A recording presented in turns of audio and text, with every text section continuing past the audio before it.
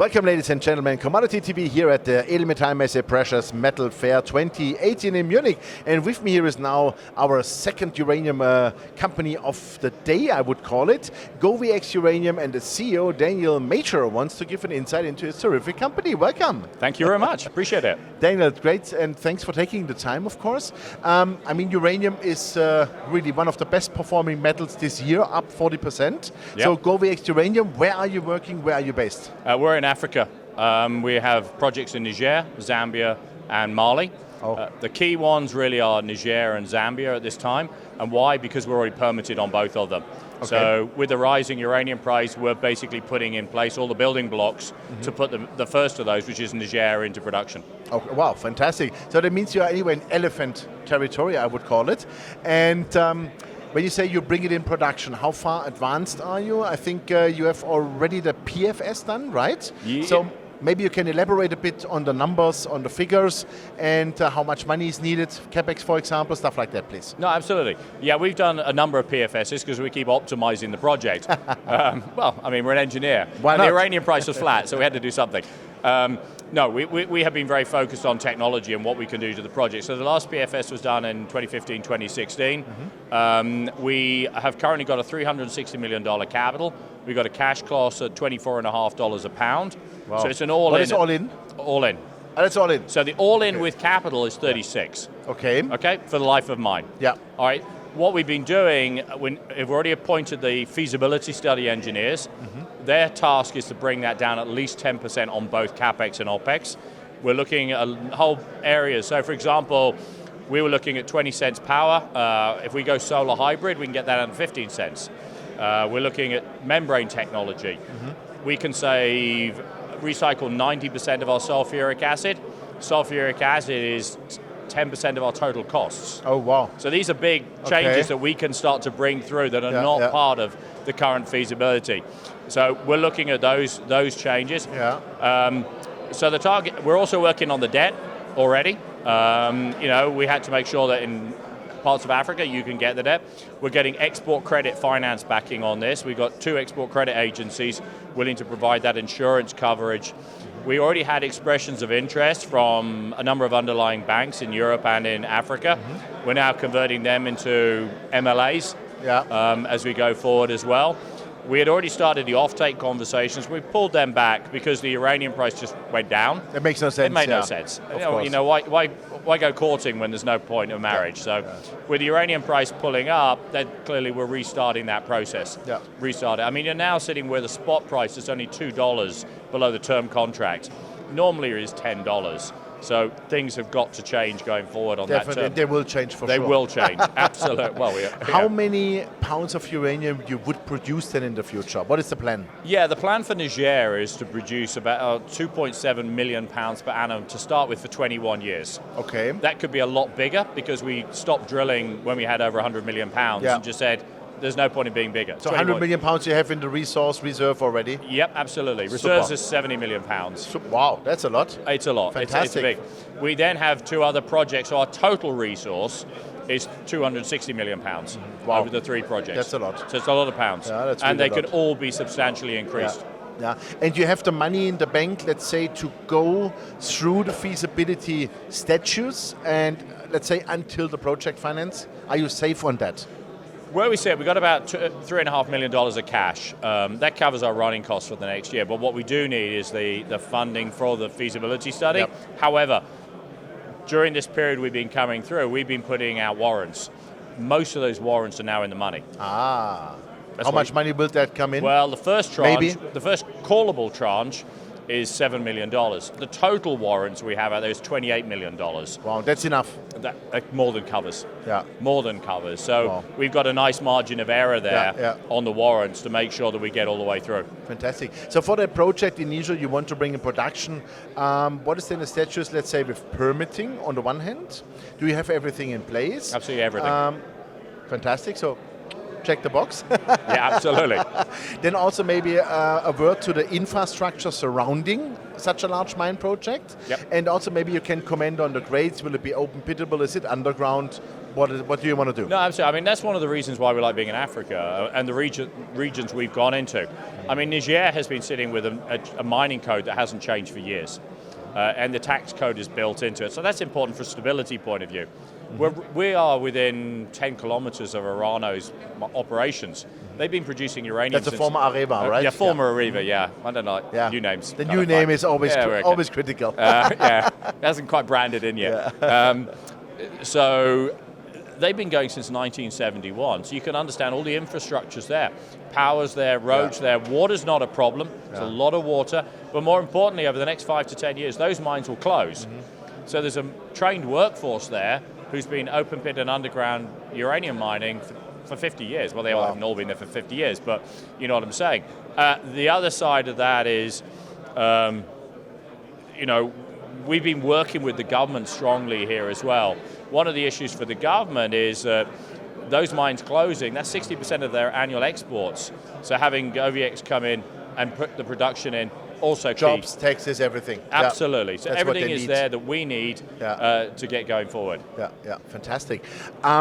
Do you see already interest, let's say, from large companies to participate in your project?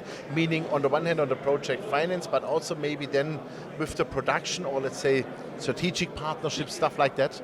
My best answer to that one really is we communicate with all of the logical strategics. Chinese must have a tremendous absolutely. interest. We actually have Azalik, which is a standing mine with CNNC south of us. We obviously have Areva next door to us, or Orano next door to us. It's not time for us to have that conversation. The time for us is when we've taken more value into it. So when we've got the offtake contracts kind of lining up, when we've got the debt lining up, that's a better time to go and have that conversation. Say, guys, this is almost financed. We just need the equity piece. It can be you or it can be the market, which would you like it to be. Whatever you want to be. And part of that conversation will come out of the offtake conversations as well. So when you're talking to the Chinese off-takers, some of them will roll back through as well as being your CNNCs, your CGNs, who are going to say, okay, can I get offtake and can I be a partner as well? And we'll have that conversation at the time that it's appropriate. Yeah, fantastic. What do you think percentage-wise you have to put, for example, in offtakes or forward contracts to finance your project, meaning with 2.7 million pounds of uranium? Yeah, let's assume price goes to 50 because that's my next target, honestly. I think it could only easily go to 60 or 70 because this world has a problem. We have too less uranium for sure. So you would have a fantastic margin on that. So do you have to, let's say, place like 20-30% on a longer term stuff, or how that, meaning are you able not to kill your upside? I look at it a different way. Let me put it in context where we are. What we're going to try and do is actually do collared contracts. So we're going to be looking at a floor and a ceiling contract, okay, for almost the whole debt period and almost the whole of the production. So we're going to be looking at 70 to 80% of the production collared contracts. So I've got some of the upside, but I'm protected. And the reason I look at it that way is that one of the advantages we have is more than one project. So in GoviEx's case is let's make sure Madawaela pays down its debt, gets into full production at $25 cash cost, it can carry on for 20 years. The difference between us and our peers, I don't leverage one mine and get the best, because I then have Matanga sitting behind it, which is already permitted. So if the market keeps going, and we think the spot price of uranium's going, $30 again, $130 again, well, GoviEx can say, all right, we'll start Matanga up. The market can take it. Let's take our leverage into Matanga, which is the same production rate as Madawaela. And you could do it out of the cash flow. And it's $120 million to build it. Easy. So easy. That's the benefit that we have over our peer group. We have multiple projects to play with and to leverage up.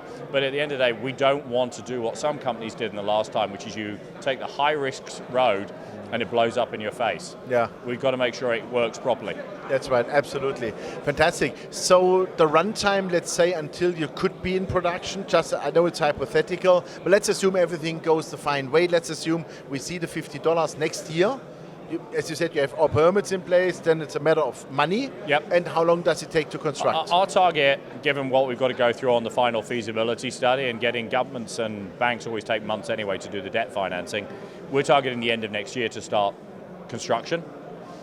What we are trying to do is speed up the construction process. There are some ideas for that. And then let's say 2 years for construction, which is pretty normal. And that would be end of 21, we're going into producing uranium. Fantastic. One last word about what are the grades? Oh, yeah, sorry, that was a question you asked me earlier, and I completely forgot it. Not to forget that. No, absolutely. And I think this is interesting because the average grade for us is about 0.14% uranium. So if you compare us to an Athabasca, we're in a different, we're It's different. a second world, yeah. They drive Rolls Royces, we drive Ford Mondeos. So, but the difference is they take them forever for permitting, we'll be producing uranium in the same time. Also, at $24, $25, that's about the same as a North American ISR. Similar cost. So, you've got to be careful with grade in this industry and how it can be. Also, with our own projects, they both have $36 cash to all-in costs. Matanga's grade is only 300 ppm. Why? Because its acid consumption is only like 5 kilograms a ton, whereas Madahuela is 65 kilograms a ton. So very different factors that impact your economics. Yeah, absolutely. So that would be then like open pit, right? Yeah, so Madahuela starts open pit for the first 7 years. Set under the current resource statement and reserve statement would go underground. Underground for us is easy, 100 meters and it's flat. Oh, absolutely nice. Pancake flat. That's really lovely. Yeah. So you're basically just so even in open pit you're stripping. So if you're a flat underground miner, you've got no development costs. So you're just literally mining out flat. But one of the benefits we have is that once we start get up and going on the feasibility, we can turn the drill rigs back on and look for more open pit material at the same time. Fantastic. And say, okay, let's expand out that way. Perfect. Well, that sounds like a great plan to me. Thank you very much for this insight. No, it's a pleasure. And we need more uranium. The world needs uranium because everybody wants to drive an e-car. That power has to come from somewhere. Absolutely. And it won't always come from the sunshine. That's the point. Exactly. And you need reliable power. Also in the night. Absolutely. Absolutely. Great. Thank you very much. Great insight. And all the best for you. And I would say we look for an update at PDAC. Absolutely. Perfect. Thank you very much. Take care. Cheers. Bye-bye. Yeah, ladies and gentlemen, it was the CEO, Daniel Major from GoviEx Uranium, and you heard it. One of their projects is already fully permitted. It is in the phase of the feasibility study. It's now coming into it. They've organized already the team to do that, and the company has so far enough cash to do the works for the next 6 to 9 months. But as you heard also, approximately $28 million altogether can come out of the run, so that's more than enough money, and uranium is hot. That is for sure. From $20 to $29 so far this year. We expect over 30 by Christmas definitely, and for next year we are even much more bullish. So the projects in Niger, for example, this is elephant territory definitely, so check out the company. Thanks for watching us. Bye-bye from Munich.